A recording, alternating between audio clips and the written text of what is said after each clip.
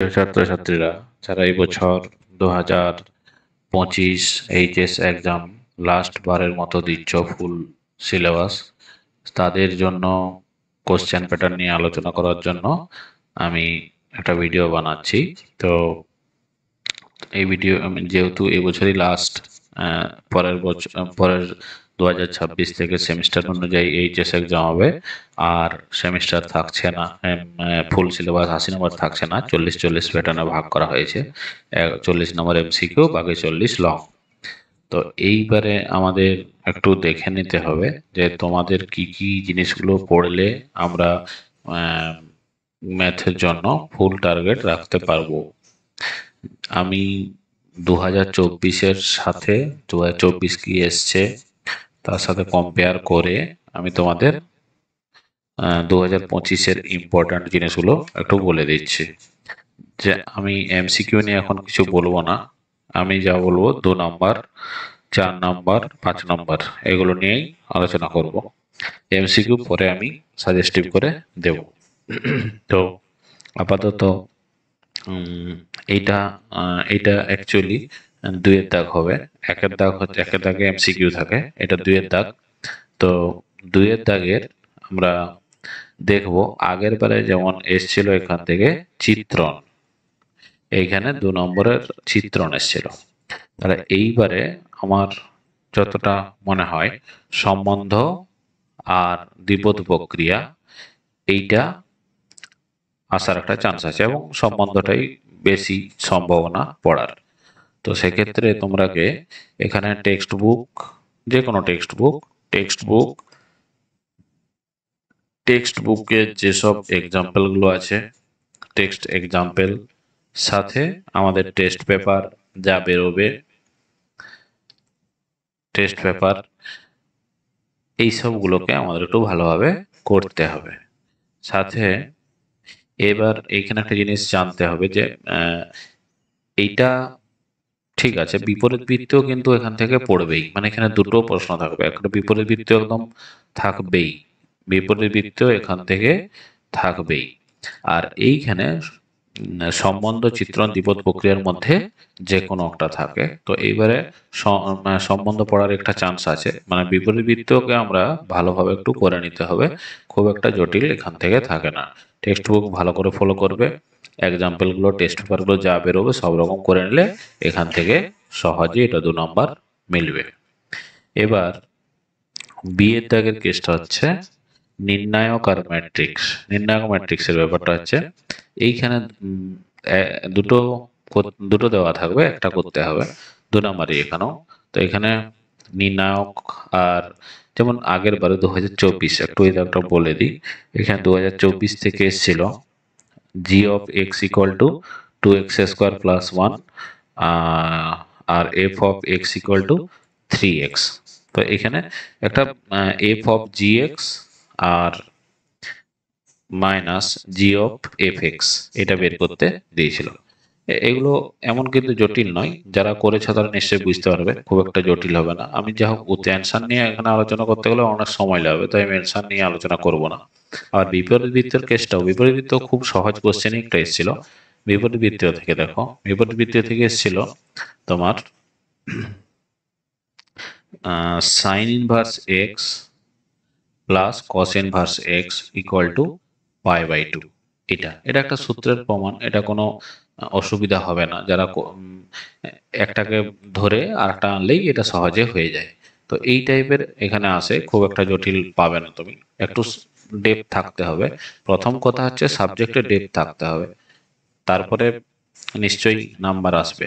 Subject depth plus practice, এই দুটো জিনিস দরকার, তাহলে ম্যাথে নাম্বার পাওয়াটা এমন কিছু জটিল নয়।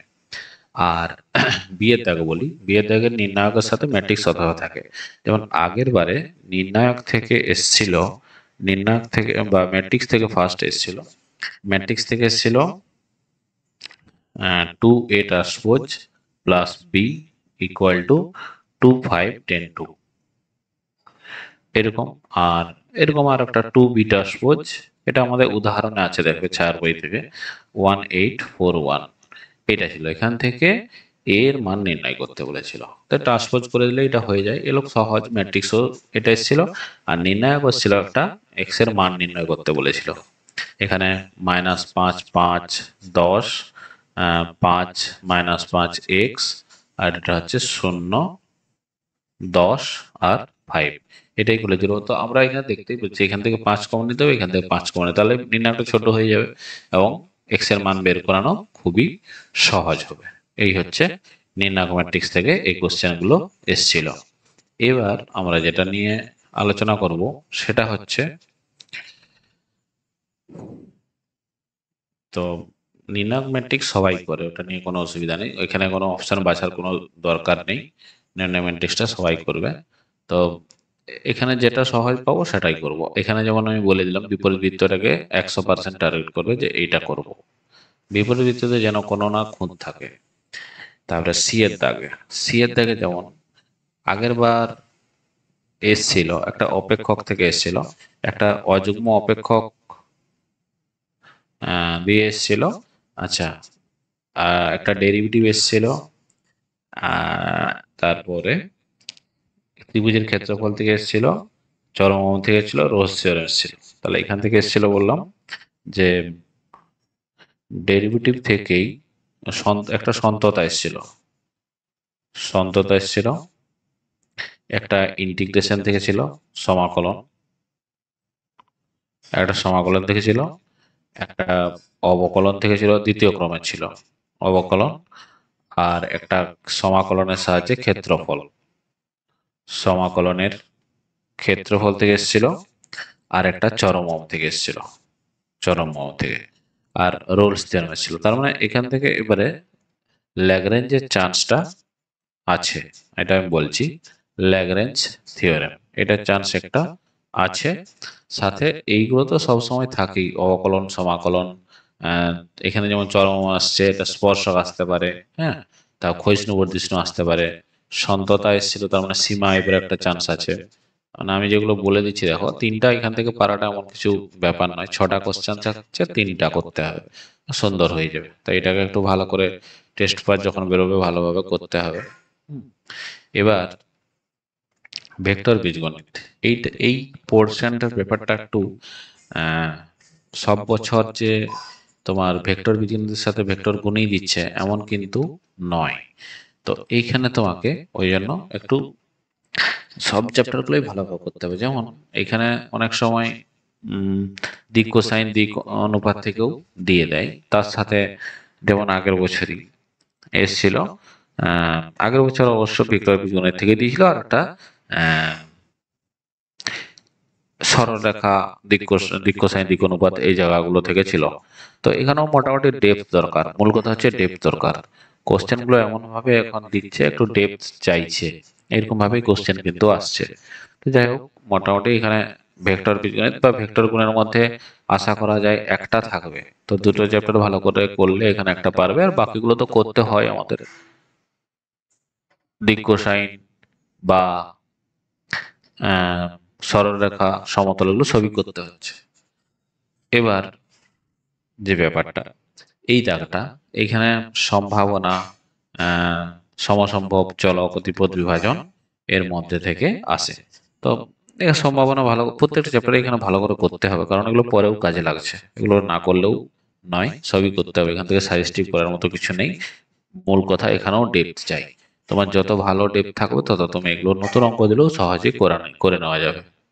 এবার পরের ব্যাপারটা, এখানে যেমন আগের বার 4 নম্বরে আমাদের এসছিল চিত্রণ থেকে, 4 নম্বরে এখানেও চিত্রণ থেকেই এসছিল। তাহলে চিত্রণ থেকে এসছিল, তার মানে এইখানটা এবারে সম্বন্ধ অথবা বিপদ প্রক্রিয়া, সাথে বিপরীত বৃত্তীয় তো মাস থাকছে। বিপরীত বৃত্তীয় যেমন আগের বারে খুব ইজি একটা এসেছিল, cos inverse x cos inverse y plus cos inverse z, এটা ইকুয়াল টু পাই। এটা ইকুয়াল টু পাই হলে x square plus y square plus z square plus 2xyz, এটা ইকুয়াল টু 1, এইটা প্রমাণ করতে দিয়েছিল। তো এটা বইয়েরই তোমরা জানো। তো এই খুব একটা এখান থেকে জটিল আসবে না, এটা মাথায় রাখবে, বিপরীত বৃত্ত থেকে সহজেই দেয়। এবার এই দিকটা করে নেওয়া মানে কি তোমার 2 নম্বরের একটা সুবিধা, প্লাস এমসিকিউ গুলো তুমি করতে, তোমাকে ফুল পেতে গেলে সমস্ত সিলেবাসটাই ঠিকঠাক ভাবে কভার করতে হবে। এবার পরের ব্যাপারটা হচ্ছে বিয়ের দাগ। এগুলো সব চারের, কিন্তু এখানে দুটো কোশ্চেন থাকে, একটা ম্যাট্রিক্সের সাথে ম্যাট্রিক্স অথবা থাকবে।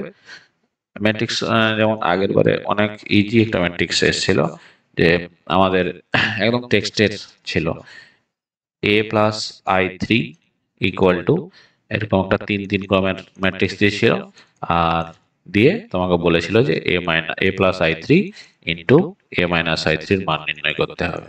তাহলে এটা এমন কিছু জটিল নয়, এইভাবে ম্যাট্রিক্স এসেছিল। এর সাথে যে ম্যাট্রিক্সটা ছিল সেটাও সহজ ছিল।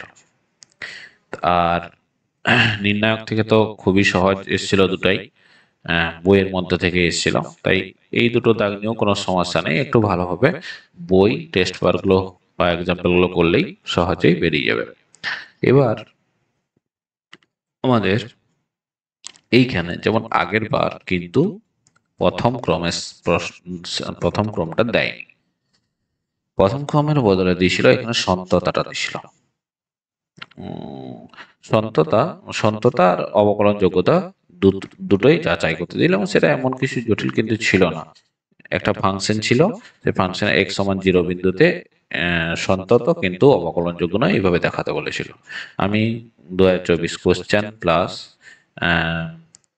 এই যে আমরা যে কোশ্চেন প্যাটার্ন নিয়ে আলোচনা করছি সেটা আমার অবশ্যই আমি ভিডিওর সাথে এখানে অ্যাটাচ করে দেবো। এই ব্যাপারটা হচ্ছে এখানে দ্বিতীয় ক্রম থেকে আসে সাধারণত, এই বছরই 2024 একটা প্যাটার্নটা ডিস্টার্ব করেছিল, কিন্তু প্রত্যেক বছরই এটা আসে। তো ভালো করে বই করতে হবে। এখানেও দ্বিতীয় ক্রম থেকে একদম একটা এমসিকিউ টাইপ কোশ্চেন দিতেছিল। এই হচ্ছে ব্যাপার। এবার পরের দাগটা থাকে, এটা হচ্ছে সমাকলনের। আগের বার যেমন আংশিকের সাথে আংশিক এসেছিল ইন্টিগ্রেশন সাইন লগ এক্স, লিয়েটা করতে হবে, আই ধরে করতে হতো। আর একটা ছিল ইন্টিগ্রেশন, এর সাথে যেটা অথবা ছিল, এটা বিশেষ আকার থেকেই সাধারণত থাকে, cot x tan x dx, এটা করতে হতো। এই দুটো অথবা ছিল, দুটোই ইজি ছিল এবং কমন অঙ্কই ছিল, অসুবিধার হওয়ার কথা নয়। এগুলো 4 নম্বর করে আছে। এবারে পরের হচ্ছে একমাত্রিক অবকল সমীকরণ আর প্রথম ক্রম প্রথম মাত্রা। প্রথম ক্রম প্রথম মাত্রাটা করলে তো এইখানে এই দুটো চ্যাপ্টার খুব ভালোভাবেই করতে হবে। একমাত্রিক অবকল সমীকরণটাও সহজ, ভালো করে বই টইগুলো একটু করে নিলে এখান থেকে দেখতে হবে না। এই হচ্ছে ব্যাপার। এবার ডি এর দাগটাতে তোমাদের থাকছে, আর বলতে পারো প্রথম ক্রম প্রথম মাত্রার অঙ্ক, বিশেষ করে তোমার আমি দেখেছি গ্রুপ বি, সি, ডি এইগুলোতে বা ই এর মধ্যেই থাকে, ভালোভাবে একটু করতে হবে এগুলো। এবার ভেক্টর বীজগণিত, এইটাকে ডিতে ভেক্টর বীজগণিতের সাথে এটা একদম ফিক্সড, ভেক্টর বীজগণিতের সাথে ভেক্টর গুণ বা কোন সময় একটা দিক অনুপাত দিক কোসাইন অঙ্ক এখানে দিতে পারে। তো এরকম হলে হতে পারে, না হওয়ার কিছু নয়। তো এখানে ভেক্টর বীজগণিতের সাথে আবার কোনো সময় ভেক্টর গুণ থেকেও দুটা দিয়ে দিল, এটাও হতে পারে। এবার এর দাগটা নিয়ে একটু কিন্তু চিন্তার ব্যাপার আছে। এর দাগে সব একই, কোনো বছর কিন্তু নির্দিষ্ট, এখানে যেমন আমি বলেছি নির্দিষ্ট সমাকলনের প্রথম চ্যাপ্টারটা আর দ্বিতীয় চ্যাপ্টারটা অথবা থাকে, কিন্তু কোনো বছর কি করে এখানে একটা ইন্টিগ্রেশন দিয়ে দিল নির্দিষ্ট দ্বিতীয় থেকে, তার সাথে সমাকলনের সাহায্যে ক্ষেত্রফল অনেক সময় জুড়ে দেয়, এই ব্যাপারটাও হয়। আর যদি এখানে নির্দিষ্ট সমাকলন না দেয় তাহলে অবশ্যই তোমাদের এই যে এখানে দুটো করতে বলা থাকে, এখানে অবশ্যই নির্দিষ্ট সমাকলন থেকে একটা কোশ্চেন দিবে। আচ্ছা, যদি আমি এইটা হচ্ছে ধরি, এখানে নির্দিষ্ট সমাকলনের প্রথম যে চ্যাপ্টারটা সেখানে ভালো করে দীর্ঘ 1 থেকে 15 পর্যন্ত করবে, আর 41 থেকে 50 পর্যন্ত ভালো করে করবে, কারণ এলে এর মধ্যে থেকেই আসে। যে আগের বারে যেমন যেটা আমি এই দাগটা বলছি, এখান থেকে এসেছিল limit n tends to infinitive এক square by n cube plus একের কিউ, এগুলো দেখবে বইয়ের অঙ্ক সব। তারপরে হচ্ছে 2 square by n cube plus 2 এর Q plus dot dot 1/2n, এটা এসেছিল। এটা বইয়েরই অঙ্ক, এখান থেকে সাধারণত কমন আমরা পেয়ে যাই। এবার এফের দাগ। এফের দাগে আগের বারে দ্বিপদ বিভাজন থেকে একটি সহজ কোশ্চেন দিয়ে দিয়েছিল, যেটা আমি একটা যে সাজেশন বানিয়েছিলাম সেখানে 5টা মাত্র কোশ্চেন দিয়েছিলাম দ্বিপদ বিভাজন থেকে, 5টা কোশ্চেনের মধ্যে এসে গেছিল এটা। মানে এটা লাখ সাজেশন, তো সাজেশন কখনো হয় না ম্যাথের, তবুও লাকিলি এটা লেগে গেছিল। সবই করতে হবে, ডেপ থাকলে এগুলো কিছু ব্যাপার নয়। এবং এখানে যে বেইজের থিওরেম থেকে দিয়েছিল লংটা, সেটাও সহজই ছিল। তোমরা, আমি কোশ্চেন দিয়ে দেবো, একটু দেখে নেবে। আর এলপিপি তে সবাই 5 নাম্বার এটা পায়, এটা নিয়ে টেনশনের কিছু নেই, এটা সবাই পাবে। আমার চ্যানেলে দেখবে এটার একটা এলপিপি করেও দেওয়া আছে, সবাই দেখে নেবে। আর এই যে বিয়ের দাগের কথা বলি, এইটাই একমাত্র, এইখানে একটা 5 থাকে আর এইখানে একটা 5 থাকে। তো এখান থেকে স্পর্শক অবিলম্ব মাস্ট একদম থাকবেই, স্পর্শক অবিলম্ব থাকবেই। আর অন্তর্কলেজ ব্যাখ্যাও থাকে, চরম অবম, এই এই তিনটা, 4টা, এখান থেকে এই 4টা যদি ভালো করে করো। এগুলো দিয়েছি কেন, এগুলো মাঝে মাঝে দিয়ে দেয়, ওই জন্য আমার দেওয়া আছে। এই 4টা চ্যাপ্টার এখান থেকে করলে 10 একদম আটকাতে পারবে না কেউ, 100% পাবে এখান থেকে 10। এবার সমতল সরলরেখা, এখানে এখানে দুটোই অথবা থাকে, সমতলের সাথে সরলরেখা অথবা থাকে। আগের বার খুব সহজ কোশ্চেন ছিল সমতল এবং সরলরেখা দুটো থেকেই, তোমরা একটু দেখে নেবে। এই ছিল কোশ্চেন প্যাটার্ন। যাই হোক, একটাই কথা, প্র্যাকটিস করতে হবে প্রচুর, পরীক্ষা দিতে হবে প্রচুর। পরীক্ষা ছাড়া কোনোভাবেই সফল হওয়া যায় না। ভালোভাবে পরীক্ষা দিয়ে টাইম ম্যানেজমেন্ট শিখতে হবে, যে কিভাবে টাইম করে করলে ঠিকঠাক সময় শেষ হবে, আমি একবার রিভিশন করে নিতে পারবো, এই ব্যাপারগুলো মাথায় রাখতে হবে। তো এটাই ছিল আজকের ভিডিও।